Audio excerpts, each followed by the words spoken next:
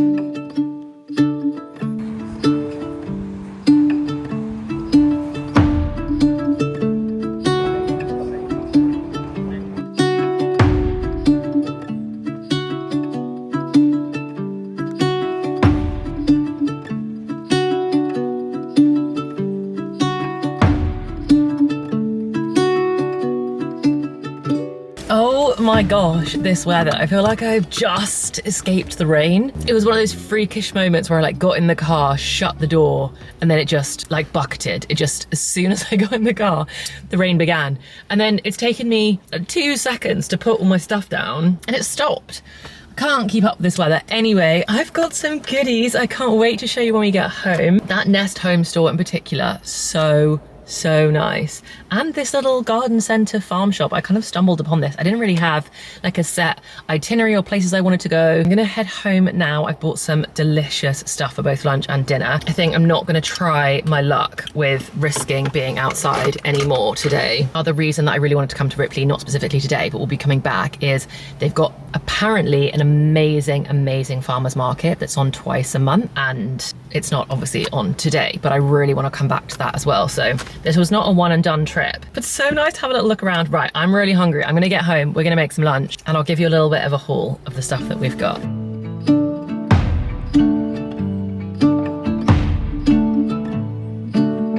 Okay, I am home. This is honestly the best bag in the entire world. I've linked it before, but I'll link it again. One, I'm obsessed with the color. It's just like the nicest chocolatey brown, and the buckle is really nice. But the amount of stuff you can fit in this slouchy bag is honestly, it's a Mary Poppins bag. It's a proper Mary Poppins bag. I can fit like a full shop. Anyway, I've got a few different bits, which I'll show you everything in just a sec, but I'm so hungry. I need to eat right now. We have some Gale's sourdough already. And then in the farm shop, they had this oven roasted mushroom pate, which honestly looks so good. Rich, creamy and earthy with creme fraiche, garlic and thyme. Yum. So my plan for lunch is to have sourdough, mushroom pate and a few slices of beef tomato, and they had some of the most incredible tomatoes in the farm shop of like all different varieties. I'm actually going away for a week at the end of this week, so I can't really be buying anything in bulk. So I just bought one solitary beef tomato, but stunning. Anyway, I'm gonna make myself some lunch, then maybe make a cup of tea and we can sit down and catch up.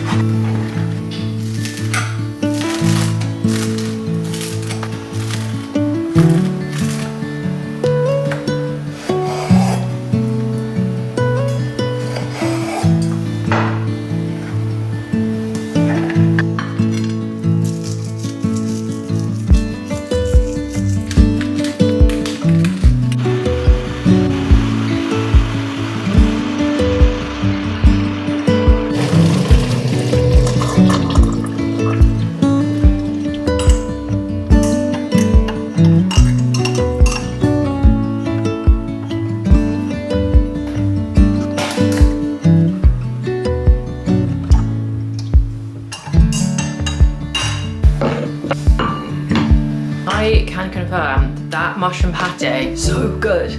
Pate is one of those things that I really miss about being a meat eater. I used to love pate. I'm not gonna sit here and pretend that mushroom pate hits quite the same spot, but that was really good. And the beefy tomatoes, oh, yum. I could have endless pieces of toast of that combo. Anyway, I've got my cup of tea, so I thought I'd show you the bits that I got, starting with some biscuits. So obviously got my tea, so therefore I need a biscuit.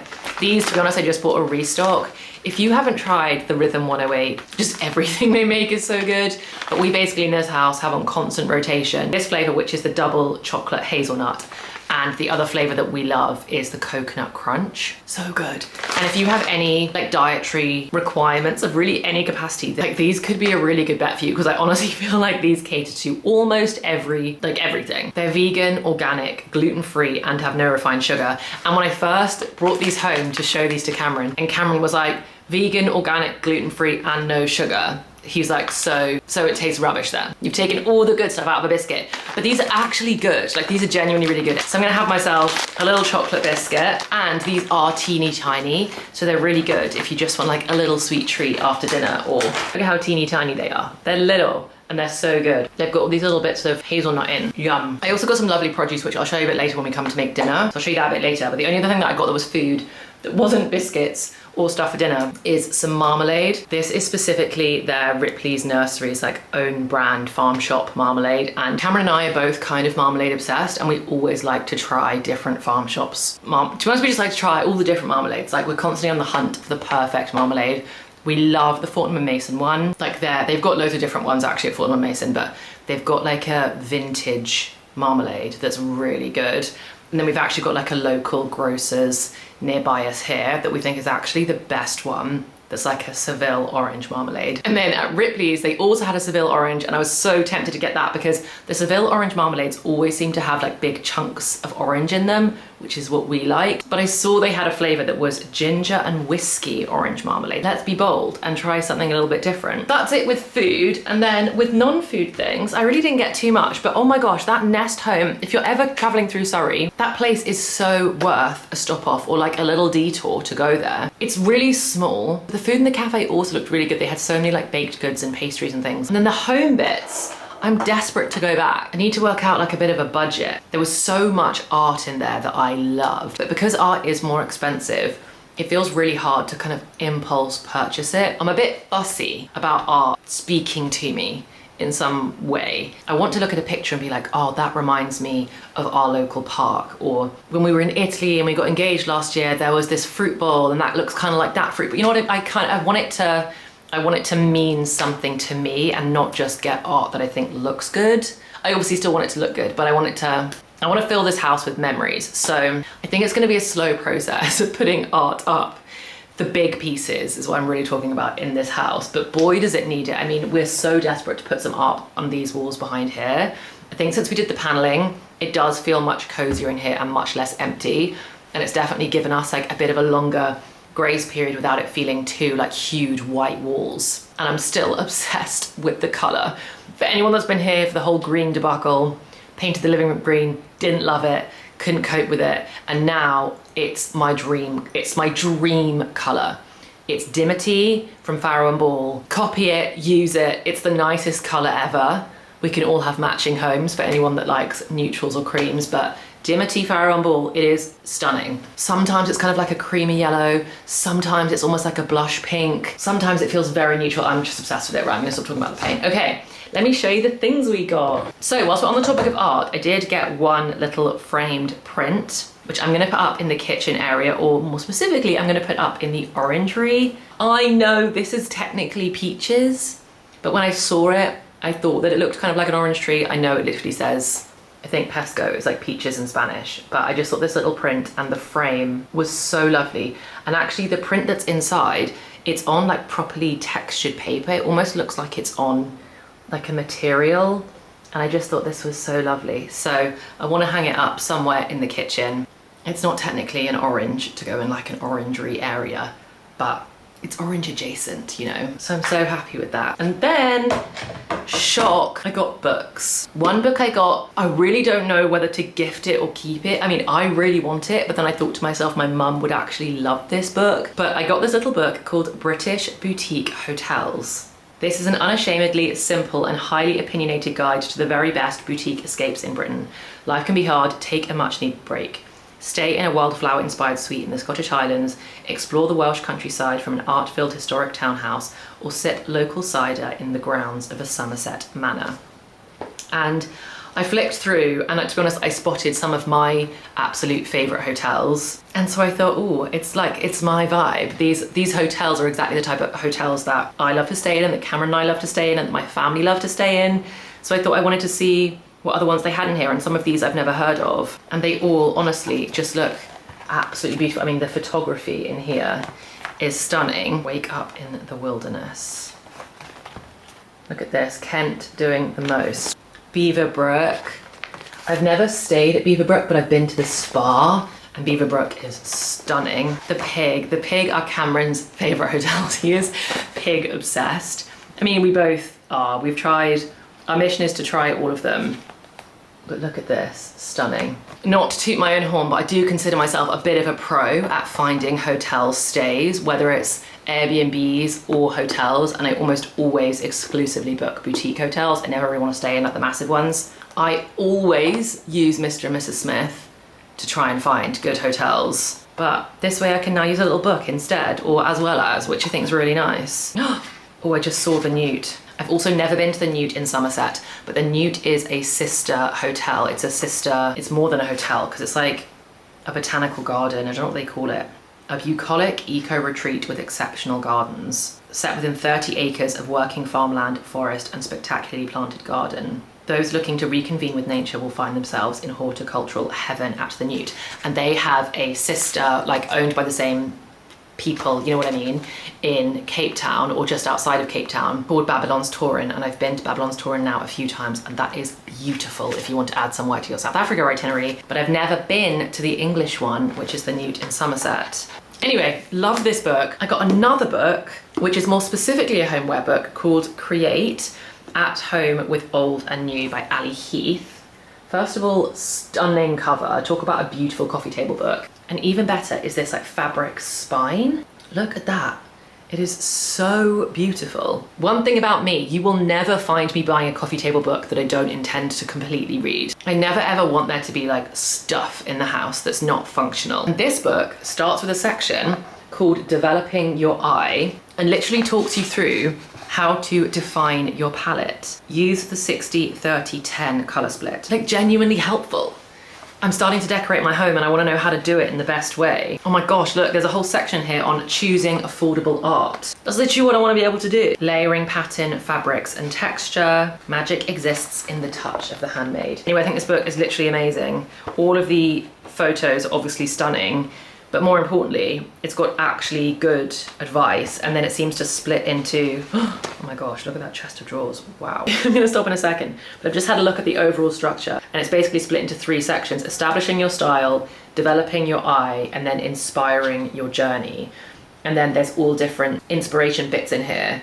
There's a reimagined thatch, there's like a beach shack, a minimalist townhouse, a rustic barn, a reinvented cottage, a maximalist farmhouse, a city bolt hole, a mansion house apartment. There's like so many good inspo bits. Anyway, oh my gosh, stop rambling. But this book is kind of amazing. And now I also want to buy this for all my friends. Obsessed. Anyway, that is actually all that I got. Sticking to the motto of quality over quantity, I only got literally 3 things. But I also will be going back. Anyway, I'm going to drink my cup of tea, read my book for a little bit. The book I'm currently reading is not going to make it into a reading vlog over on Ellen Reads, so anyone is interested, I'm currently reading Nothing Like the Movies, which is the sequel to The Best in the Movies, YA romance duology, I suppose, by Lynn Painter, and it's so good.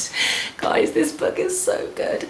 If you want the sweetest, most wholesome, lovely romance story, I could not recommend these books enough. It's technically YA, which means it's technically young adult, but honestly that doesn't take away from the story at all. It's about 2 teenagers that grow up living next door to each other, so it's kind of like a girl next door, boy next door kind of romance story, but it's so sweet, and every single chapter begins with a quote from a 90s, early 2000s rom-com, and it is perfection. If you also love a rom-com, starting every single chapter with a little quote that summarizes kind of what's going to happen in the chapter, but is from 2 Weeks Notice, You've Got Mail, When Harry Met Sally, The Ugly Truth, The Proposal, like all of the classics, like all of them were such good ones. Even goes back further, like there's Breakfast at Tiffany's lines in here. It's just, if you love a rom-com, which I do, it's the sweetest duology. The first book is them in high school and the second book is them in college. And it's like a little goofy and a little cheesy, but a book that properly feels like a hug. Anyway, I'm gonna go curl up, read some more of this.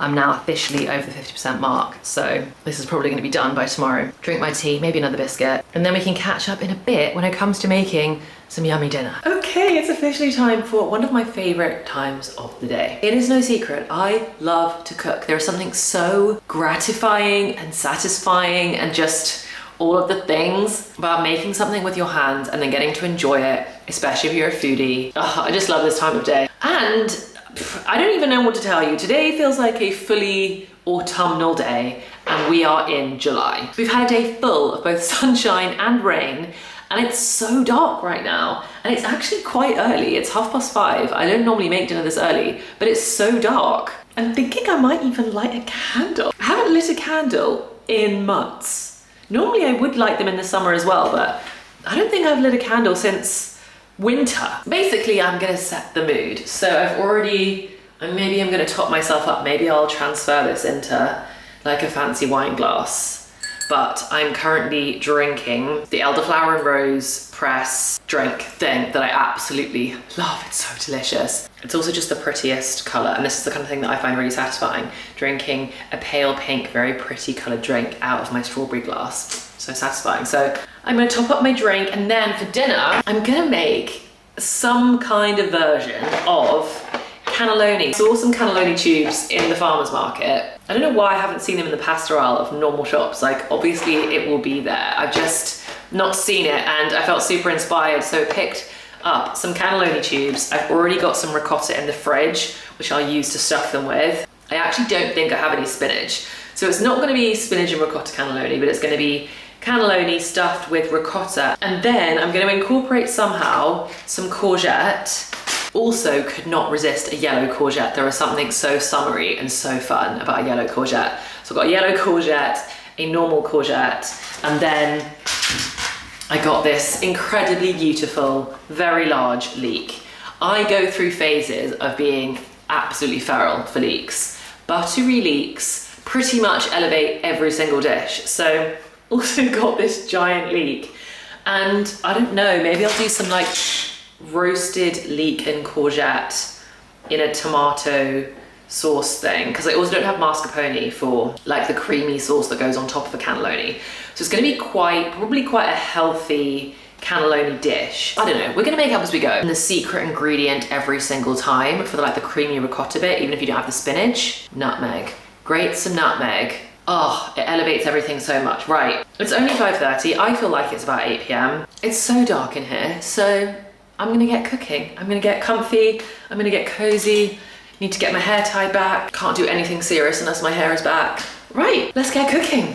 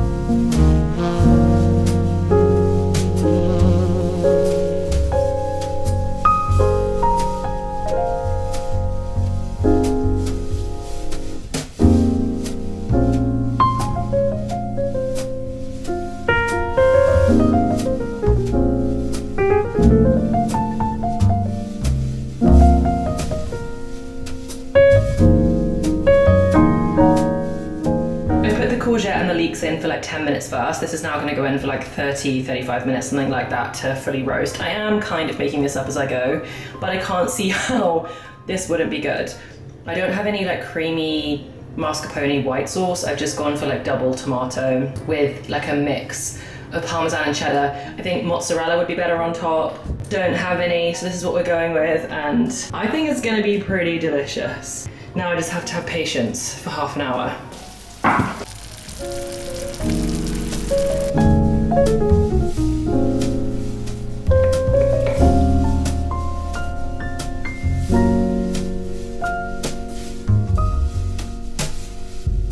Oh my goodness, this looks so good. Oh my gosh. Wow. This is such a win. I don't know why it's so summery. I know I did this already, but it's so summery having the yellow courgette. I just think, I don't know how well you're gonna be able to see that, but the yellow courgette and the leeks both actually make it so summery, right? Let's, if the pasta is actually cooked, because that is always the trickiest bit. Oh, yeah, looks good. Oh my gosh, yay. And the ricotta sauce. Okay, let's try it together. Oh my goodness. Oh my gosh, that's so good. Somehow that tastes so fresh, but so comforting at the same time. And I just popped some fresh basil on top. And like, right at the edgy bits. The pasta's kind of crispy. Okay, that seriously slaps. And the best bit, well, not the best bit, but look how much I have left, because I'm just having 2. Maybe I'll end up having to have a 3rd. But either way, I'm not gonna be eating, what was that, 8? I'm not gonna be eating 8, which means I've also got lunch for the next couple of days. And I'll pop some in the fridge, and Cameron's got some when he gets home from work. That is such a good family, people-pleasing, comforting, but healthy meal. Like, that's packed with so much goodness. And I promise you, the piping is so easy. The piping is what puts me off normally making that. I know it'll be the piping that's putting you off. You can just use like a jar of tomato sauce. The piping is so easy. That's a winner. And you can also freeze it. If you want to, you can make up the little cannelloni tubes, stick them like filled into the freezer, and then you just need to take them out and add a bit of time onto your cooking time. I'll put the recipe that I've kind of half made up, but that has worked, in the description box in case you also want to make this. Yum. Right, I'm gonna go sit down. I'm gonna enjoy this. Oh, so good.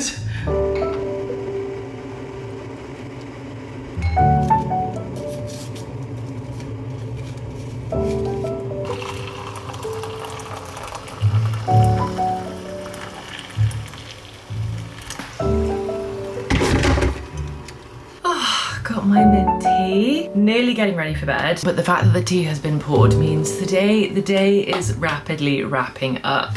I've basically spent my entire evening reading this book, and I have now finished it. I started this yesterday. I don't think I started this today. No, I think I started this yesterday. Whenever I started it, I read this one very quickly. It was so good. Oh, it's so goofy in a way that I love. The audiobook was also amazing. I did a bit of an immersive read. Immersive reading is where you basically read the book and listen to the audiobook at the same time. Very extravagant, I know, but some books just call for it, you know? Some books you just really, you feel the need to treat yourself. If there's a book that you think you know is gonna be great, or a book that you're especially like looking forward to, give immersive reading a go. Treat yourself to an immersive read, and it just really takes it up a notch. And the audiobook for this was really good. A female voice actor captured the kind of like goofy, cheesy, corny nerdiness of the female main character. I don't know what I'm gonna rate it. Either like 4.5, maybe 4.5, maybe 5 stars. I don't even know. Maybe 4.75, can't decide. Anyway, finish this. Obviously now I need to start a new one. Oh, I've still got the sticker on this one, my £3 off sticker. And I think the next book that I'm gonna read, because again, I don't think this one's gonna make it into a reading vlog either, is Great Big Beautiful Life by Emily Henry. Anyone out there that doesn't normally read romance but thinks they might want to like dip their toe into romance but is normally more of like a general fiction person, give Emily Henry a try. She's like a great like gateway into romance. This one I think is particularly meant to be that. I think this is kind of like a mystery. It sounds like it's very similar. I'm a bit nervous about it. Very similar to The Seven Husbands of Evelyn Hugo by Taylor Jenkins Reid. Taylor Jenkins Reid is like a 5-star author for me every single time she writes a book. It's stellar. I haven't read Atmosphere yet. I'm gonna give this a go. I don't have high hopes for it, so it's been on my shelf for a while and I kind of just need to get it read. And I'm on a real hardback hype at the moment. Lately I've been buying a lot of new releases in hardback because often that's all they're available in, and I'm just really enjoying like the solidness of a hardback. Makes it feel like a real reading experience. I'm gonna stop yapping. I'm gonna go have a shower, clean off the day, and as much as I love my chill days like today, felt very luxurious, I'm so excited for tomorrow to be like a super productive one. I've planned out my day for tomorrow, starting with a workout. I've got every hour of my work day scheduled and planned. Oscillating between the type B in me and the type A in me is a requirement. I have to feed them both. Okay, the yap is officially taking over, so I need to just stop filming, otherwise I'll keep going and then I never stop talking. But today's been such a cozy day. It's felt like a leapfrog to the autumn vlogs, but I'm heading to the seaside at the end of this week, which I feel like I need to remind me that we will not be beginning autumn until September, that I literally refuse to skip so much of one of my very favorite seasons. But thank you so much for coming with me, for spending the day with me. I've had the nicest time. I hope you're having such a lovely week and I cannot wait to see you in the next one. Bye guys.